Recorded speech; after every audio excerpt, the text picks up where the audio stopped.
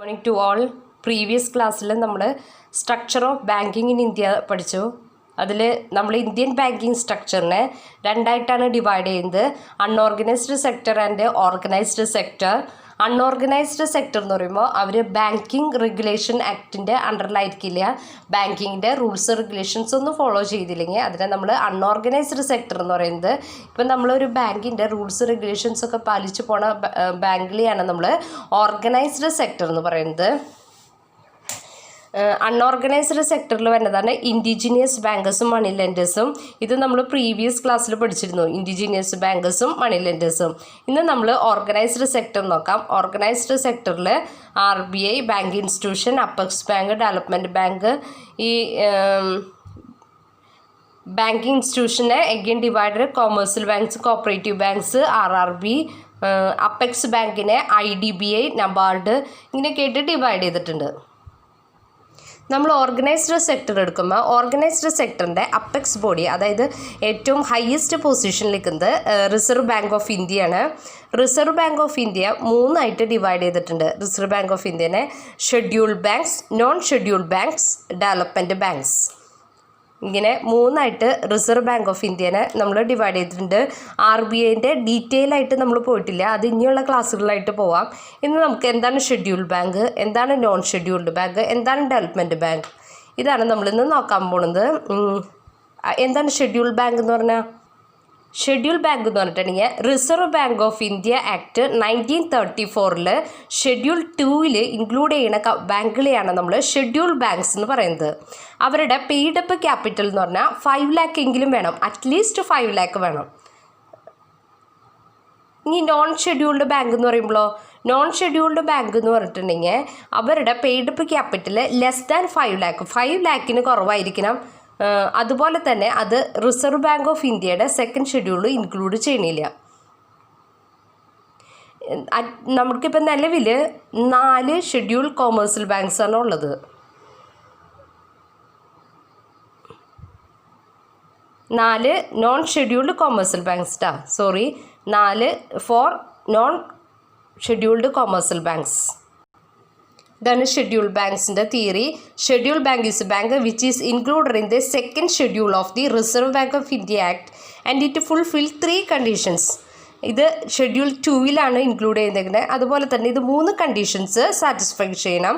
First, it has a paid up share capital and reserve of at least 5 lakh. നമ്മൾ നേരത്തെ പറഞ്ഞില്ലേ, 5 ലക്ഷമെങ്കിലും വേണം. It ensures the Reserve Bank of India that its operations are not detrimental to the interest of the depositors. ഡെപ്പോസിറ്റേഴ്സിൻ്റെ ഇൻട്രസ്റ്റിന് ആവരുത് ഇത് function ചെയ്യണമെന്ന് ensure ചെയ്യണം. അതുപോലെ it is a corporation or cooperative society, അതായത് ഇത് ഒരു കോർപ്പറേഷനായിട്ടോ അല്ലെങ്കിൽ കോപ്പറേറ്റീവ് സൊസൈറ്റി ആയിട്ടാണോ വർക്ക് ചെയ്യുന്നത്. These banks comprise schedule commercial banks and schedule cooperative banks. ഇതിൽ ഷെഡ്യൂൾ കൊമേഴ്സ്യൽ ബാങ്ക്സ് ഉണ്ട്, അതുപോലെ തന്നെ ഷെഡ്യൂൾ കോപ്പറേറ്റീവ് ബാങ്ക്സ് ഉണ്ട്. ഷെഡ്യൂൾ ബാങ്ക്സിൽ ഷെഡ്യൂൾഡ് കൊമേഴ്സ്യൽ ബാങ്ക്സും ഷെഡ്യൂൾഡ് കോപ്പറേറ്റീവ് ബാങ്ക്സാണ് ഉള്ളത്. ഇതുപോലെ തന്നെ നോൺ ഷെഡ്യൂൾ ബാങ്ക്സ് വരണമെങ്കിൽ അതിൻ്റെ ഷെഡ്യൂൾ ബാങ്കിന് വ്യത്യാസം വരുന്നത് അത് റിസർവ് ബാങ്ക് ഓഫ് ഇന്ത്യ ആക്ടിൻ്റെ സെക്കൻഡ് ഷെഡ്യൂളിൽ ഇൻക്ലൂഡ് ചെയ്യുന്നില്ല.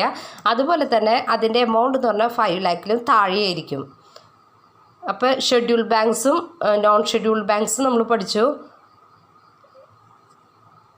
Next, nationalised banks. Nationalised banks എന്ന് പറഞ്ഞിട്ടുണ്ടെങ്കിൽ ഗവൺമെൻറ് ഓഫ് ഇന്ത്യയുടെ കൺട്രോളിൽ കൊണ്ടുവരുന്ന ബാങ്കുകളെയാണ് നമ്മൾ നാഷണലൈസ്ഡ് ബാങ്ക്സ് എന്ന് പറയുന്നത്. ഇപ്പം നമുക്ക് 14 major commercial banks in the country through an ordinance on July 1969 ordinance അനുസരിച്ച് 14 കൊമേഴ്സ്യൽ ബാങ്ക്സിനെ നാഷണലൈസ് ചെയ്തിട്ടുണ്ട്. നിലവിൽ നമുക്ക് 21 നാഷണലൈസ്ഡ് ബാങ്ക്സ് ആണ് ഉള്ളത്. അറ്റ് പ്രസൻറ്റ് നമുക്ക് 21 നാഷണലൈസ്ഡ് ബാങ്ക്സ് ആണ് ഉള്ളത്. നെക്സ്റ്റ്, ഷെഡ്യൂൾ കൊമേഴ്സ്യൽ ബാങ്ക്സിൽ ഇൻക്ലൂഡ് ചെയ്തേക്കുന്നതാണ് public sector banks, private sector banks, foreign banks, regional rural banks. ഇതിൽ പബ്ലിക് സെക്ടർ ബാങ്ക്സ് എന്ന് പറഞ്ഞിട്ടുണ്ടെങ്കിൽ പബ്ലിക് സെക്ടർ ബാങ്ക്സിനെ കൺട്രോൾ ചെയ്യുന്നത് ഗവൺമെൻറ് ആയിരിക്കും. Schedule commercial banks consist of, അതിൽ പബ്ലിക് സെക്ടർ ബാങ്ക്സിൽ വരുന്നത് SBI, national bank and other public sector banks.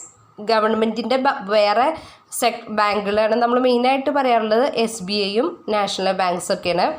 നമുക്കിപ്പോൾ നിലവിൽ 12 പബ്ലിക് സെക്ടർ ബാങ്ക്സാണ് ഉള്ളത്. ഈ പബ്ലിക് സെക്ടർ ബാങ്കിൻ്റെ കൺട്രോൾ വരുന്നത് ഗവൺമെൻറ്റിൻ്റെയിലാണ്. Next private sector banks. Private sector banks എന്ന് പറഞ്ഞാൽ ഈ ബാങ്കിൻ്റെ കൺട്രോൾ വരുന്നത് പ്രൈവറ്റ് പാർട്ടിയായിരിക്കും പ്രൈവറ്റ് സെക്ടർ ബാങ്ക്സിൻ്റെ കൺട്രോൾ നടത്തുന്നത്.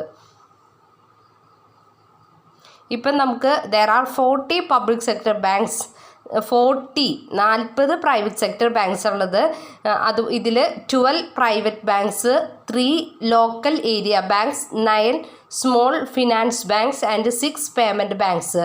ഇത്രയും ബാങ്കുകളാണ് പ്രൈവറ്റ് സെക്ടർ ബാങ്കിലുള്ളത്. അപ്പം മൊത്തം 40 പ്രൈവറ്റ് സെക്ടർ ബാങ്ക്സാണ് ഉള്ളത് ഇപ്പോൾ നിലവിൽ. പ്രൈവറ്റ് സെക്ടർ ബാങ്ക്സ് എന്ന് പറയുമ്പോൾ 12 പ്രൈവറ്റ് സെക്ടർ ബാങ്ക്സാണ് നിലവിലുള്ളത്. പബ്ലിക് സെക്ടർ ബാങ്ക്സിന് എക്സാമ്പിളാണ് SBI. പ്രൈവറ്റ് സെക്ടർ ബാങ്ക്സിനാണ് regional rural banks, ICIC, HDFC, അതൊക്കെ വരുന്നത് പ്രൈവറ്റ് സെക്ടർ ബാങ്ക്സിലാണ്. Next foreign banks. ഇപ്പം നമുക്ക് നിലവിൽ 40 foreign banks operating branches in India. അതിൻ്റെ ബ്രാഞ്ചസൊക്കെ ഇന്ത്യയിലുണ്ട്. നിലവിൽ 40 ഫോറിൻ ബാങ്ക്സാണ് നമുക്കുള്ളത്. പ്രൈവറ്റ് സെക്ടറും 40ആണ്, അതുപോലെ ഫോറിൻ ബാങ്ക്സും 40ആണ്. Next regional rural banks. നമ്മൾ റീജിയണൽ റൂറൽ ബാങ്ക്സ് ഡീറ്റെയിൽ ആയിട്ട് നോക്കാം. In India 33 state cooperative banks and 43 regional rural banks. 33 cooperative ബാങ്ക്സും അതുപോലെ തന്നെ 43 റീജിയണൽ റൂറൽ ബാങ്ക്സുമാണ് നമുക്കിപ്പോൾ നിലവിൽ ഉള്ളത്. അപ്പോൾ നമ്മൾ ഇതുവരെ പഠിച്ചു നിർത്തിയത് നമ്മുടെ ഇന്ത്യൻ ബാങ്കിങ് സെക്ടറിനെ 2ആയിട്ട് ഡിവൈഡ് ചെയ്തിട്ടുണ്ട്. Organised and unorganised. ഓർഗനൈസ്ഡ് എന്ന് പറഞ്ഞിട്ടുണ്ടെങ്കിൽ അവർ ബാങ്കിങ് റെഗുലേഷൻ ആക്ടിൻ്റെ അണ്ടറിലല്ല. അൺഓർഗനൈസ്ഡ് എന്ന് പറഞ്ഞിട്ടുണ്ടെങ്കിൽ ഓർഗനൈസ്ഡ് എന്ന് പറയുമ്പോൾ അവർ ഒരു ബാങ്കിൻ്റെ റൂൾസും റെഗുലേഷൻസും ഒക്കെ ഫോളോ ചെയ്യുന്നതാണ്. ഓർഗനൈസ്ഡ് സെക്ടറിൻ്റെ എക്സാമ്പിളാണ് ഓർഗനൈസ്ഡ് ബാങ്കിൻ്റെ എക്സാമ്പിളാണ് മണി ലെൻഡേഴ്സ്. അതുപോലെ തന്നെ അൺഓർഗനൈസ്ഡ് സെക്ടറിനാണ് RBI, ബാക്കിയുള്ള ബാങ്കുകളൊക്കെ വരുന്നത്. നമ്മുടെ ഓർഗനൈസ്ഡ് സെക്ടറിൻ്റെ ടോപ്പ് അതോറിറ്റി എന്ന് പറയുമ്പോൾ റിസർവ് ബാങ്ക് ഓഫ് ഇന്ത്യയാണ്. റിസർവ് ബാങ്ക് ഓഫ് ഇന്ത്യനെ 3ആയിട്ട് ഡിവൈഡ് ചെയ്തിട്ടുണ്ട്. Scheduled banks, non scheduled banks, development banks. Scheduled banks എന്ന് പറഞ്ഞിട്ടുണ്ടെങ്കിൽ ഷെഡ്യൂൾഡ് ബാങ്ക്സ് ഷെഡ്യൂൾ 2ലാണ് ഇൻക്ലൂഡ് ചെയ്തേക്കണേ. അതുപോലെ തന്നെ അതിൻ്റെ പെയ്ഡ് അപ്പ് ക്യാപിറ്റൽ എന്ന് പറഞ്ഞാൽ 5 lakhന് താഴെയായിരിക്കണം. 5 lakh എങ്കിലും വേണം. നോൺ ഷെഡ്യൂൾ ബാങ്ക്സ് എന്ന് പറഞ്ഞാൽ അവർ ഷെഡ്യൂൾ 2ൽ ഇൻക്ലൂഡ് ചെയ്തിട്ടില്ല. അവരുടെ ക്യാപിറ്റൽ എന്ന് പറയുമ്പോൾ 5 lakhന് താഴെയായിരിക്കണം. അതുപോലെ നമ്മൾ ഷെഡ്യൂൾ ബാങ്ക്സിന് ഡിവൈഡ് ചെയ്തിരിക്കുന്നതാണ് commercial banks, cooperative banks. Commercial ബാങ്ക്സിനെ നമ്മൾ അഗെയിൻ ഡിവൈഡ് ചെയ്തിട്ടുണ്ട്. Public sector bank, private sector bank, regional rural banks and foreign banks. Public sector bank എന്ന് പറയുമ്പോൾ അതിൻ്റെ കൺട്രോൾ പബ്ലിക് ഗവൺമെൻറ്റിൻ്റെ കയ്യിലായിരിക്കും. പ്രൈവറ്റ് സെക്ടർ ബാങ്ക് എന്ന് പറയുമ്പോൾ അതിൻ്റെ കൺട്രോൾ പ്രൈവറ്റ് പാർട്ടിയുടെ കയ്യിലേക്കും. Next regional rural banks.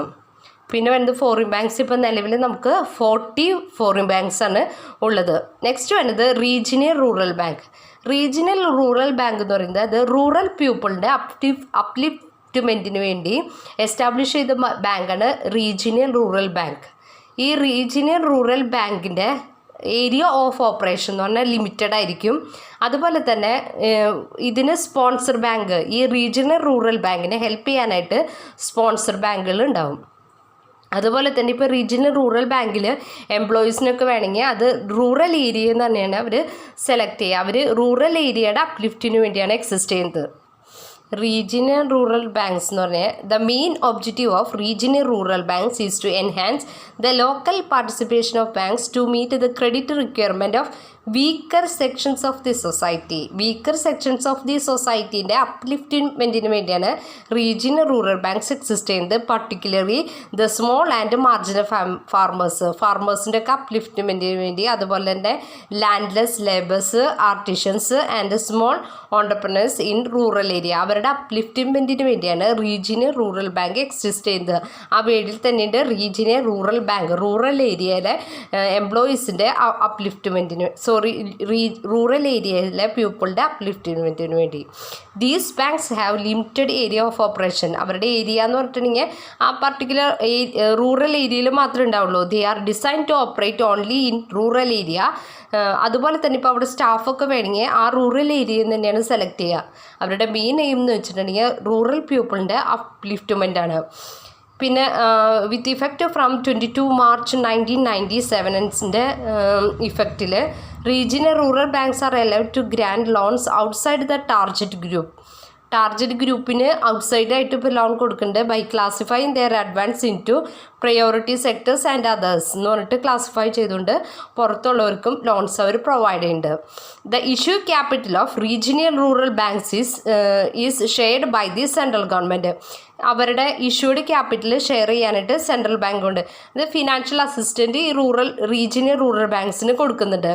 Sponsored banks and the state bank of India in proportion of എത്ര വെച്ച് 50%, 35%, 15% respectively. As on 31 March 2050 there are 56 regional rural banks. 31/3/2050 അനുസരിച്ച് മൊത്തം 56 റീജിയണൽ റൂറൽ ബാങ്ക്സ് ആണ് ഉള്ളത്. അപ്പോൾ നമ്മളിന്ന് പഠിച്ചത് ഷെഡ്യൂൾഡ് ബാങ്ക്സ്. നമ്മളിന്ന് പഠിച്ചത് ഓർഗനൈസ്ഡ് സെക്ടറാണ്. ഓർഗനൈസ്ഡ് സെക്ടറിൻ്റെ അപ്പെക്സ് ബോഡി എന്ന് പറയുന്നത് RBI ആണ്. അതിൽ ഇൻക്ലൂഡ് ചെയ്യുന്നതാണ് scheduled, non scheduled foreign banks, scheduled, non scheduled development banks. പിന്നെ ഷെഡ്യൂൾഡ് ബാങ്ക്സിൻ്റെ അണ്ടറിൽ വരുന്നതാണ് public, private, foreign banks, regional rural banks. ഇനിയുള്ള പോർഷൻ നമുക്ക് നെക്സ്റ്റ് ക്ലാസ്സിൽ ഡിസ്കസ് ചെയ്യാം. Okay, thank you.